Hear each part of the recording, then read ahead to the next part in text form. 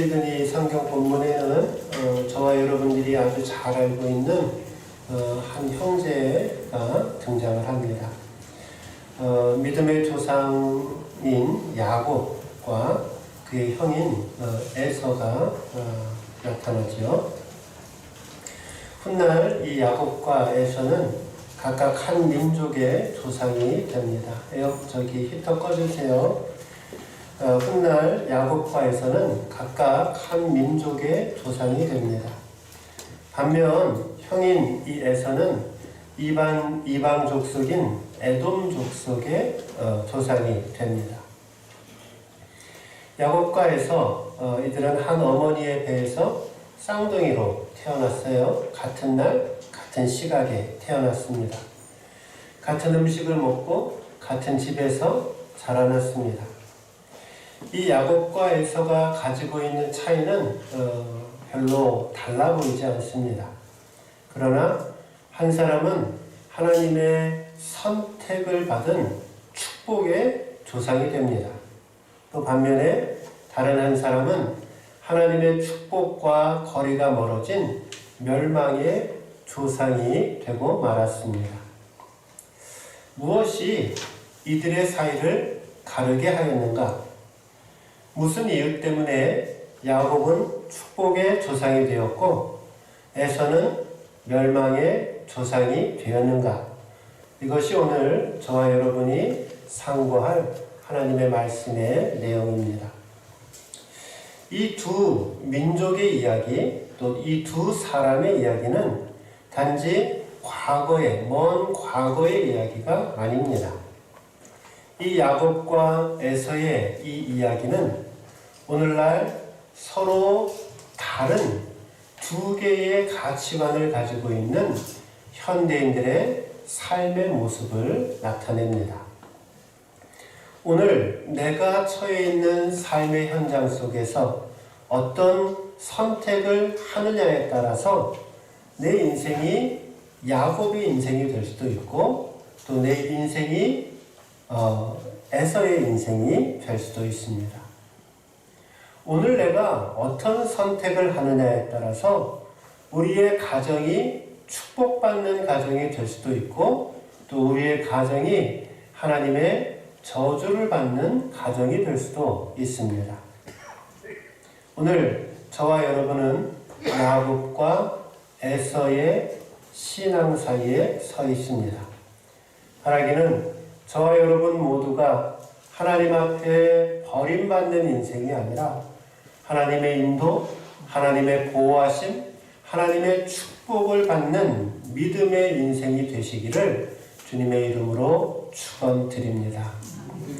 축복받는 믿음, 첫째, 하나님의 은혜 안에 거하라입니다.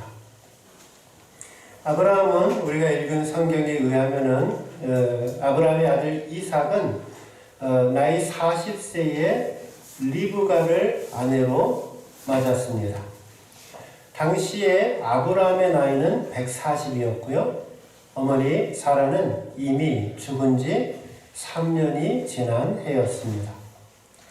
비교적 늦은 나이에 친족이었던 리브가와 결혼을 합니다. 그런데 20년 동안 아이가 없었습니다. 많이 들은 얘기죠. 아브라함처럼 아버지처럼 이삭도 오랜 기간 동안 자녀를 갖지 못했습니다. 결혼을 했으면은 당연히 자식이 있다라고 생각을 하는데 이 이삭도 그 아버지 아브라함도 오랫동안 자녀를 갖지 못했습니다. 21절 말씀 보세요. 이삭이 그의 아내가 임신하지 못함으로 그를 위하여 여호와께 간구하매 여호와께서 그의 간구를 들으셨으므로 그의 아내 리브가가 임신하였더니. 우리는 흔히 아이를 낳는 것이 당연한 일이다 라고 생각을 합니다. 그런데 아이를 낳고 또 아이를 낳지 못하고는 사람에게 달려있는 것이 아니라 하나님에게 달려있는 문제입니다. 이삭은 자녀를 낳지 못하니까 어떻게 하죠 지금? 어떻게 했어요? 하나님께 기도합니다. 하나님께 기도했단 말이죠. 이것이 중요합니다. 기도하도록 만드는 것, 이것이 하나님의 축복입니다. 오늘 내 삶 속에 하나님의 간섭이 필요한 문제들이 있습니까? 그래서 하나님께 기도해야만 하는 절박한 삶의 문제들을 가지고 계십니까? 그렇다면 지금 나는 하나님의 축복의 문턱 앞에 서 있는 것입니다. 뭘 해야 되죠? 기도의 자리로 나아가야 합니다. 이삭과 리브가는 자녀 낳기를 위하여 기도하였습니다. 계속적인 기도 가운데에서 나이 60이 되어서 기다리고 기다리던 자녀를 얻게 되었습니다. 그런데 이 임신한 리브가에게 아주 희한한 일이 벌어집니다. 어떤 일이 벌어지죠? 22절과 23절 말씀 보세요. 그 아들들이 그의 태 속에서 서로 싸우는지라 그가 이르되 이럴 경우에는 내가 어찌할꼬 하고 가서 여호와께 묻자온대 여호와께서 그에게 이르시되 두 국민이 내 태중에 있구나 두 민족이 내 복중에서부터 나누이리라 이 족속이 저 족속보다 강하겠고 큰 자가 어린 자를 섬기리라 하셨더라. 리브가의 백속에 기도 가운데 얻은 그 자녀가 쌍둥이로 들어섰습니다. 그런데 이 아이들이 태중에서부터 서로 싸웁니다. 리브가가 하나님께 묻습니다. 하나님, 벌써부터 아이들이 이 복중에서 태중에서 싸움을 하고 있으니 제가 어떻게 해야 합니까? 하나님이 대답을 합니다. 앞으로 태어날 이 두 자녀는, 두 쌍둥이는 각각 두 국민의 조상이 될 것이고 또 계속해서 예언하시기를 이 족속보다 저 족속이 이 민족보다 저 민족이 더 강하겠고 큰 자가 어린 자를 섬기게 될 것이다 라고 예언의 말씀을 주십니다. 리브가가 해산하여서 보니까 이제 먼저 나온 아기의 몸을 보니까 몸이 아주 붉었습니다. 그리고 온몸에 털이 많이 있었습니다. 그래서 에서는 털이 많다라는 뜻입니다. 그래서 에서라고 이름을 붙입니다. 그리고 동생은 아주 희한하게도 태어날 때 형의 발 뒤꿈치를 붙잡고 태어났습니다. 그만큼 바로 태어났다는 얘기겠죠. 그래서 둘째 아이의 이름을 짓게 되어졌는데 작은 자의 이름을 지었는데 그 작은 자의 이름을 야곱이라고 붙입니다. 야곱은 발 뒤꿈치를 잡은 자라는 뜻입니다. 죄송합니다. 제가 교회 체크하느라고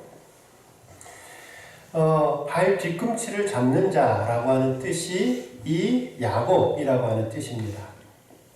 그런데 이 야곱이라고 하는 이름은 또 다른 뜻을 가지고 있었습니다. 그 뜻의 이름은 뭐냐면은 거짓말쟁이, 속이는 자라고 하는 뜻, 그리고 사기치는 자라고 하는 뜻도 가지고 있었습니다. 이들은 같은 날, 같은 시각에 한 어머니 뱃속에서 태어났음에도 서로 커다란 차이가 있었습니다. 에서는 남자다웠습니다. 활달했고, 외향적이었고, 사냥을 잘했고, 모든 사람들의 선망과 부러움의 대상이었습니다. 반면에 야곱은 몸이 약했습니다. 여성적이었습니다. 집에 있기를 좋아했습니다. 누가 봐도 하나님의 축복, 하나님의 믿음의 계보는 당연히 건장하고 인기 많고 사회성이 강한 이 맏아들인 에서에게 돌아가야 했습니다. 야곱은 늦게 태어났을 뿐만이 아니라 하나님의 계보를 이어갈 만한, 믿음의 계보를 이어갈 만한 훌륭한 충분한 제목이 되지도 못했습니다. 모든 면에서 볼 때에는 이 에서가 그 동생 야곱보다 훨씬 더 뛰어났습니다. 그런데 하나님의 뜻은 다른 데 있었습니다. 하나님께서는 에서 에서가 아니라 야곱에게 그 아브라함과 이삭에게 주었던 이 영적인 축복권, 믿음의 장자권을 그들의 이 야곱에게 허락해 주십니다. 우리가 아브라함이 얼마나 복을 많이 받았던 사람인지를 우리가 지난 수개월 동안 말씀 상고하면서 우리는 익히 알고 있습니다. 복의 근원이었고 복 자체였습니다. 아브라함을 저주하는 사람들은 함께 저주를 받는 것이었고, 아브라함을 축복하는 사람들은 함께 축복할 정도로 복 자체였던 축복을 받았습니다. 그런데 그 복이 아들 이삭에게 내려왔고, 그 복이 또한 오늘 에서가 아니라 야곱에게 전달되어지고 있는 상황입니다. 하나님께서 왜 에서를 선택하지 않고 야곱을 선택하셨을까요? 에서 대신에 야곱을 선택하신 이유 없음입니다. 하나님의 조건이 없는 무조건적인 사랑 때문이었습니다.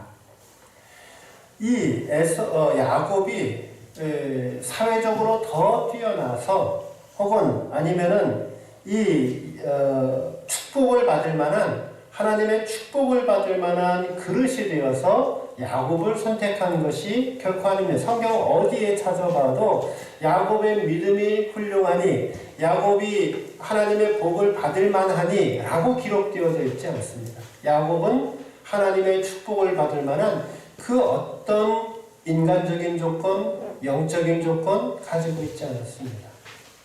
그런데도 하나님이 이 야곱을 선택하신 것은 하나님의 조건이 없는 은혜임을 말하고 있습니다.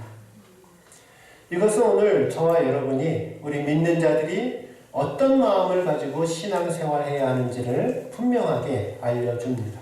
저나 여러분이 하나님의 자녀가 되어지고 천국의 소망을 누리며 살아갈 수 있는 특권, 그 은혜, 그것은 저와 여러분에게 어떤 조건이 있어서, 하나님의 복을 만한 은혜를 받을 만한 조건이 있어서 하나님의 은혜를 받는 사람이 아무도 없습니다.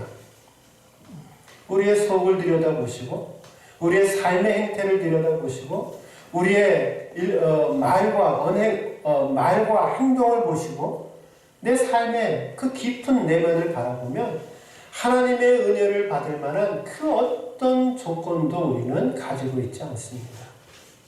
그럼에도 불구하고 하나님이 우리를 조건 없이 품어주시고, 우리를 조건 없이 사랑해 주시고, 너는 내 것이다 라고 선언해 주시고, 우리에게 한량없는 그 주님의 사랑을 보여주시는 것, 그 주님의 은혜로부터 우리의 믿음은 시작되어야 할 줄로 믿습니다.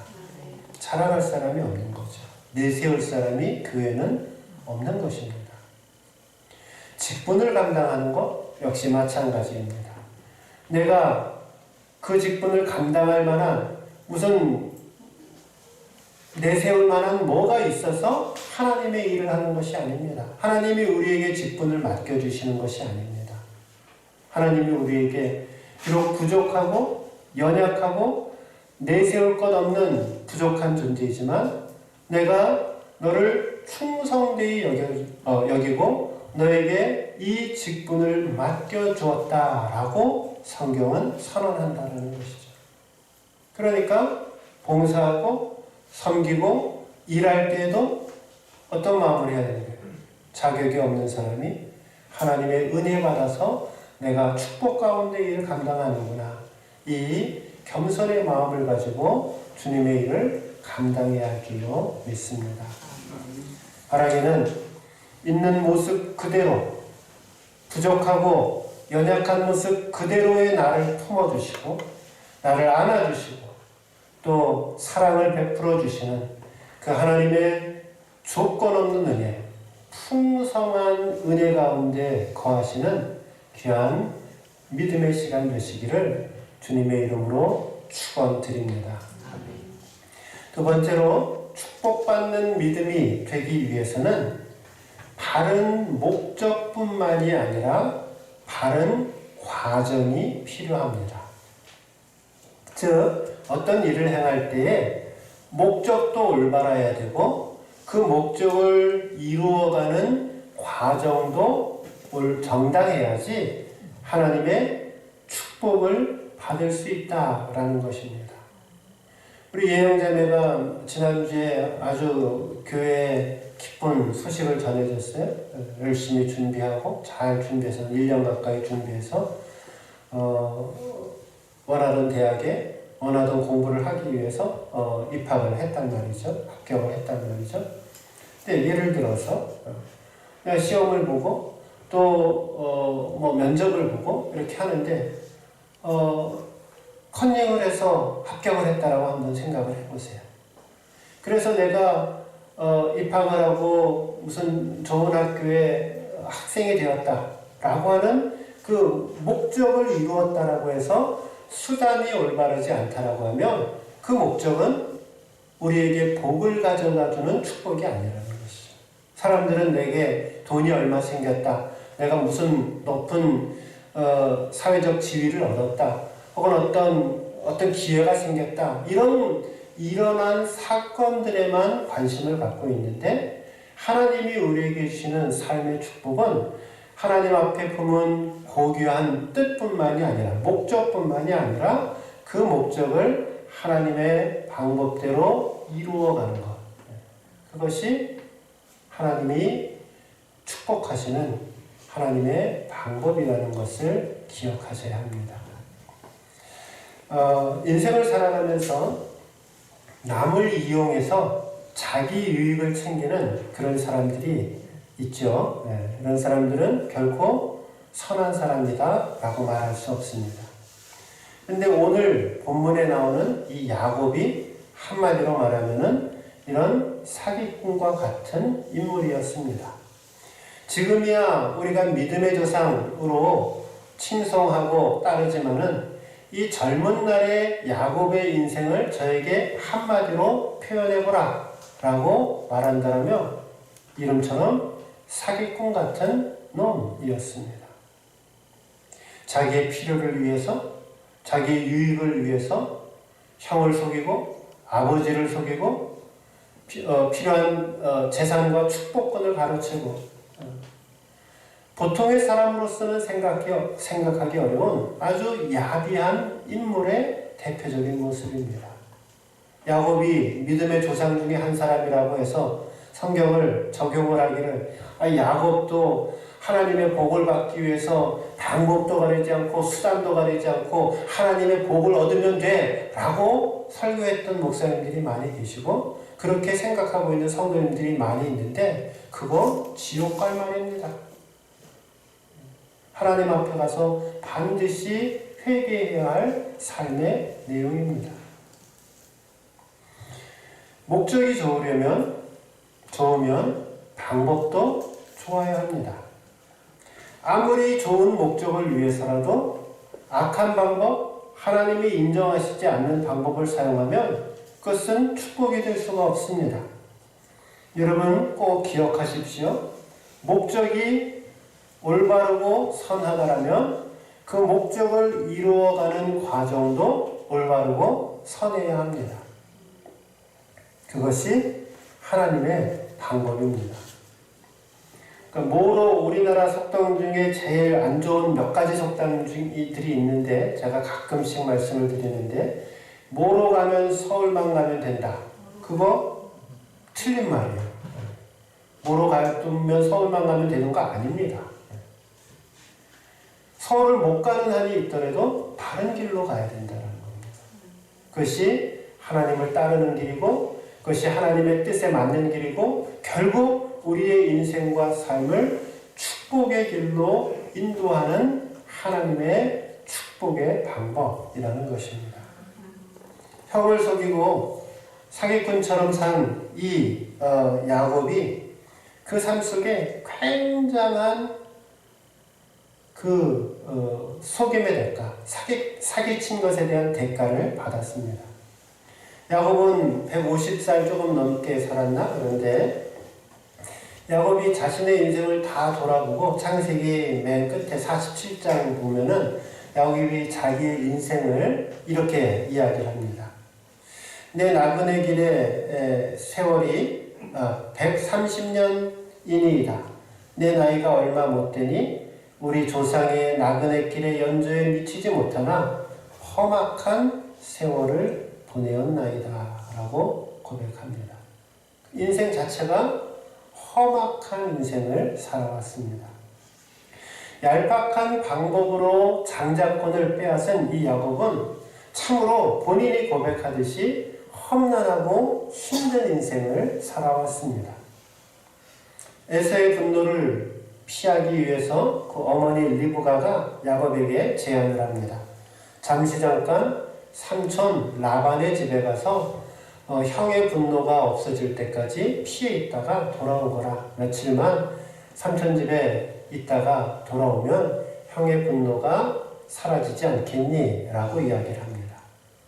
근데 야곱은 몇 날 며칠이 아니라 우리는 얼마를 타지에서 삼촌 집에서 또 타지에서 있었습니까? 무려 20년을 있었습니다.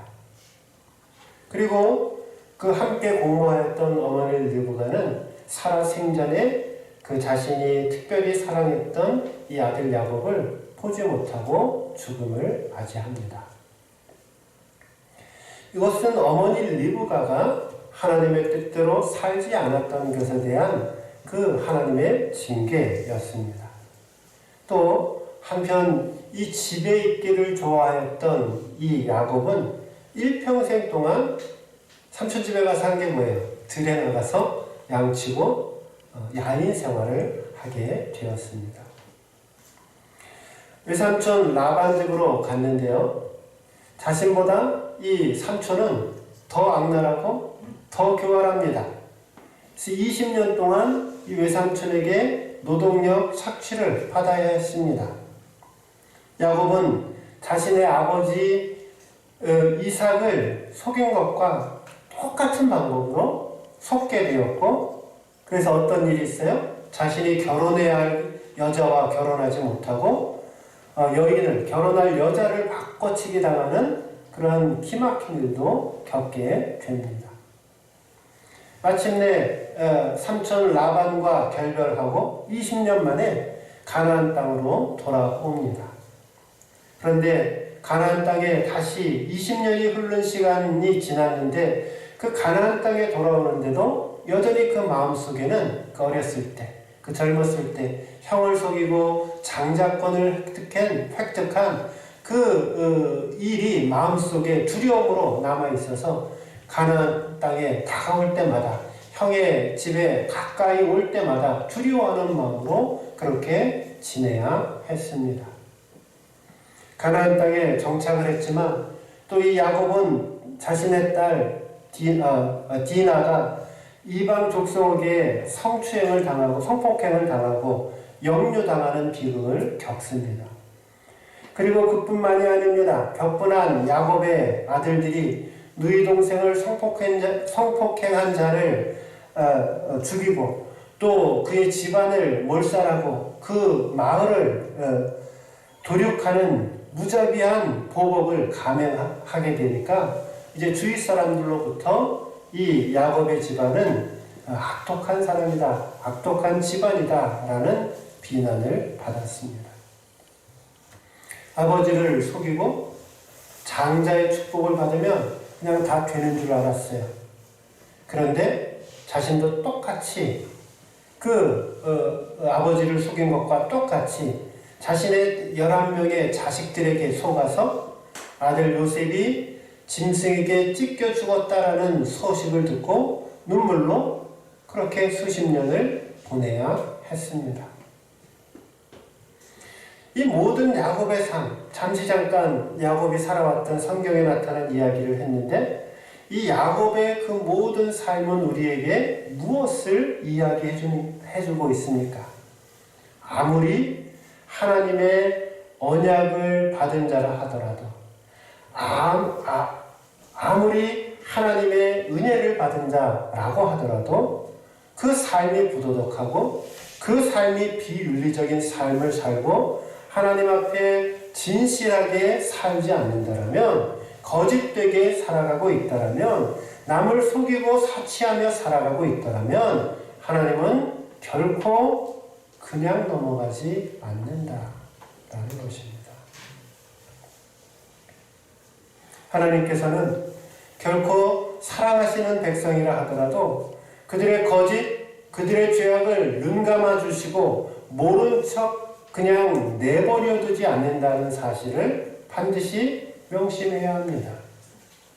야곱이 어떻게 해야 됐을까요?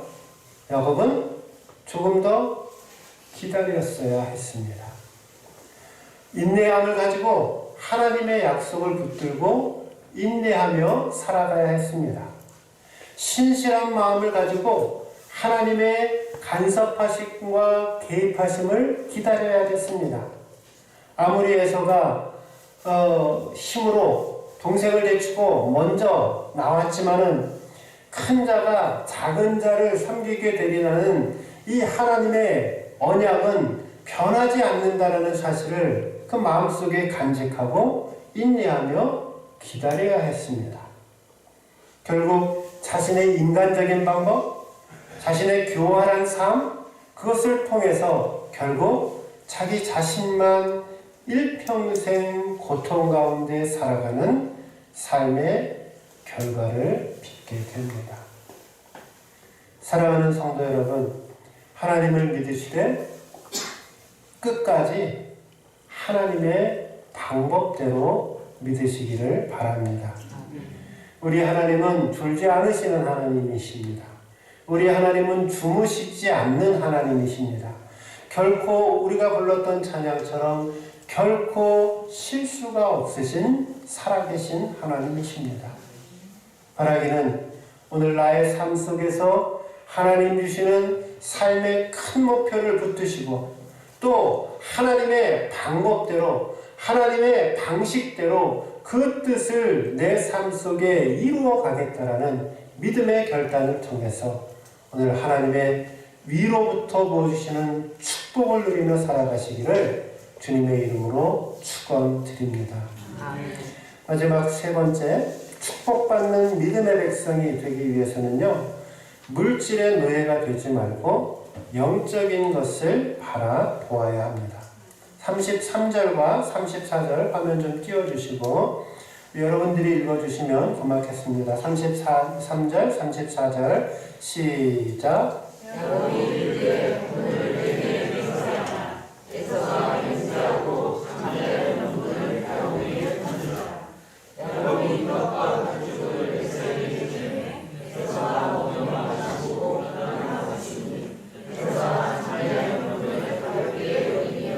네, 감사합니다. 이제 에서의 모습을 좀 보겠어요. 장자의 명분이 무엇인가, 이거를 중심으로 말씀을 참고합니다. 이제 형 에서가 하루 종일 사냥을 했습니다. 저녁 늦게 집에 들어왔어요.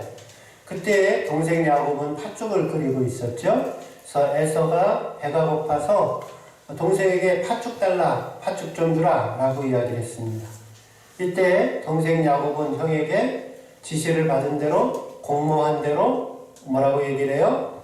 형의 장자의 명분을 나에게 파시오. 그럼 내가 팥죽을 주겠소 라고 이야기를 합니다. 에서가 이야기를 해요. 내가 지금 배가 고파서 죽겠는데 장차 받을 그 장자의 명분이 나한테 무슨 유익이 있겠느냐? 내가 그것을 너에게 주겠다 맹세하고는 그 팥죽을 만나게 먹습니다. 성경의 평가는 이 에서가 결정적으로 잘못한 것이 있는데 이 장자의 명분의 축복을 소홀히 여겼다라는 것입니다. 장자의 명분은 무엇입니까? 그것은 이스라엘 민족에게는요, 장자가 가지고 있는 축복이 있습니다. 장자는 아버지의 뒤를 이어서 온 집안의 한 가정의 우두머리가 되어지는, 그래서 집안의 모든 대소사를 처리할 수 있는 통솔권이 있었습니다. 그래서 부모가 유산을 줄 때도 맏아들에게는 2배를 주었습니다. 그런데 이것보다도 더 중요한 장자권이 가지고 있는 중요한 의미가 있는데 그것은 영적인 의미입니다. 장자의 명분은 하나님께서 아브라함에게 언약하신 그 영적인 축복의 후계자가 되어지는 권리를 말합니다. 따라서 지금 에서가 육신적인 장자의 특권을 무시한 것도 문제가 되지만은 이 영적인 장자의 특권을 무시한 것, 이것이 더 커다란 문제가 됩니다. 아브라함의 하나님, 이삭의 하나님, 야곱의 하나님이 되느냐, 아니면 아브라함의 하나님, 이삭의 하나님, 에서의 하나님이 되느냐의 중요한 문제였던 것입니다.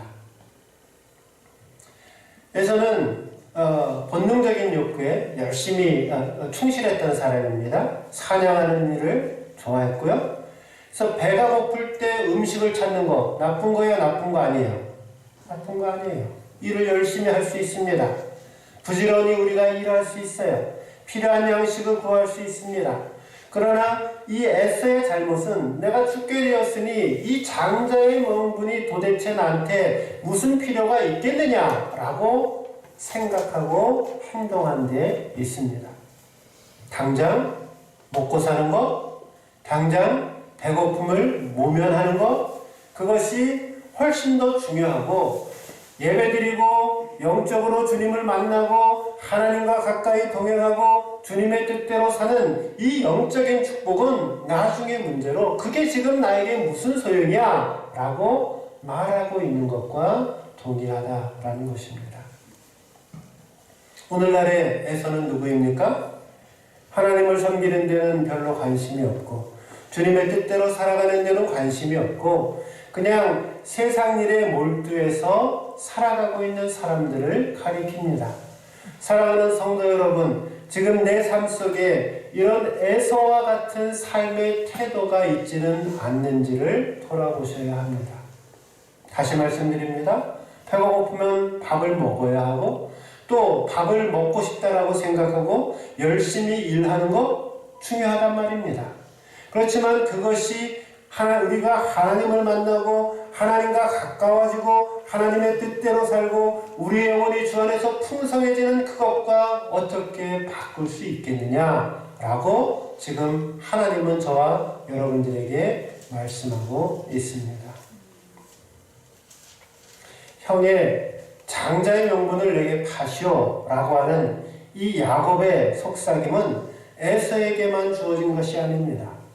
지나간 세대의 모든 신앙인들이 동일한 질문을 받았고 또한 지금 이 땅을 살아가고 있는 모든 성도들이 또한 동일하게 받고 있는 영적인 유혹입니다.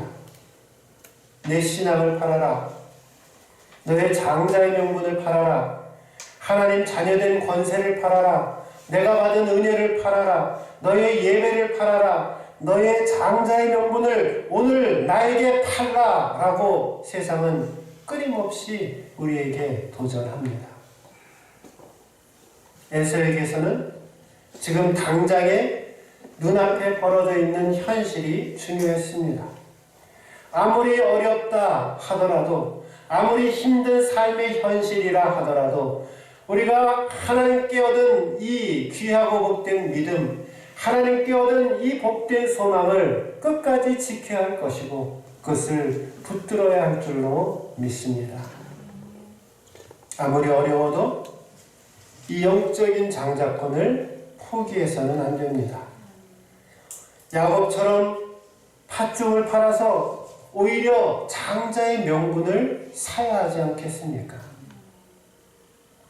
오늘 본문의 이야기는 단순한 두 형제의 이야기가 아닙니다. 아브라함과 이삭과 야곱의 하나님이 될 것이냐, 아브라함과 이삭과 에서의 하나님이 될 것이냐는 중대한 영적인 싸움입니다. 결국 이 하나님과의 관계 속에서 이 영적인 싸움 속에서 야곱이 장자권을 얻음을 통하여 하나님 나라를 계승하고 이 야곱을 통하여 이스라엘의 12지파가 형성되어지고 하나님의 백성이 탄생되게 되었습니다. 교회도요, 장작교회가 있죠. 제가 섬겼던 교회가 늘 우리 교회는 침례교회 장작교회야 라고 그렇게 자부하며 살았는데, 그렇게 말로도 그렇게 되지만 실제로 침례교단 전체를 이끌어가는 귀한 장작교회가 됐으면 좋겠다라는 그런 소망이 있습니다. 근데 오래되었다라고 해서요, 장작교회가 되는 것이 아닙니다. 혹은 큰 교회가 되었다라고 해서 그것이 장작교회가 되는 것이 아닙니다. 에서는 형이었어요? 동생이었어요? 형이었어요. 먼저 태어났습니다. 몸도 더 건장했습니다. 그런데 장자권은 오히려 야곱에게 내려쳤습니다. 세상의 가치관과 맞서 싸워서 영적인 진리를 지키고 영적인 장자권을 붙잡으려고 하고 도저히 이 세상 속에 하나님의 뜻과 하나님의 말씀대로 살고자 하는 사람들이 있는 그곳에 하나님의 영적인 장자권이 계승될 줄로 믿습니다. 성도들도요, 장자 성도님들이 있죠. 어떤 성도님들이 장자 성도일까요? 교회를 개척한 사람? 개척 원년 멤버? 요즘 저한테 그런 분들은 없으시는데, 제가 사랑동산교회 첫 목회를 시작했을 때만 해도 내가 뭐 몇십 년 전에 어디 교회에서 다니고 어디서부터 시작하고 나는 이 교회 그게 뭐 어쨌다는 거겠어요? 제가 반응을 잘 안 해주니까 요즘은 재미가 없어서 그런지 그런 얘기 하시는 분은 없어요. 이제 어떤 교회에 오래 다녔다라고 해서 그 사람이 장자교회가 될 수가 있는가? 그렇지 않다는 거예요. 그 교회 목사님과 함께 개척 멤버가 되었기 때문에 나는 그 교회 장자교인이라고 말할 수 있는가? 그럴 수 없다는 거예요. 사회적인 신분이 높다고, 돈이 많다고 그 사람을 교회의 장자교인이라고 할 수 있는가? 그럴 수 없다는 겁니다. 누가 장자교인이 될까요? 자신의 삶 속에 이 영적인 장자권을 수호하기 위해서 하나님의 뜻을 붙들고 하나님의 뜻대로 살고자 하고 말씀대로 살고자 하고 하나님의 말씀이 내 삶 속에 살아 움직여 역사하여서 살아계신 하나님의 모습을 보이는 그 사람을 통하여 교회의 장자권은 이어져 내려가는 줄로 믿습니다. 바라기는 세상의 가치관과 지혜에 눌려 매일매일을 살아가는 영적인 패배자가 되지 마시고 위의 것을 생각하시고 하나님의 뜻을 생각하시고 매일의 삶 속에 주뜻 주님의 방법대로 이루어가 하나님의 축복을 경험하는 축복의 계승자, 영적인 계승자들이 되시기를 주님의 이름으로 축원드립니다. 아멘. 기도하겠습니다.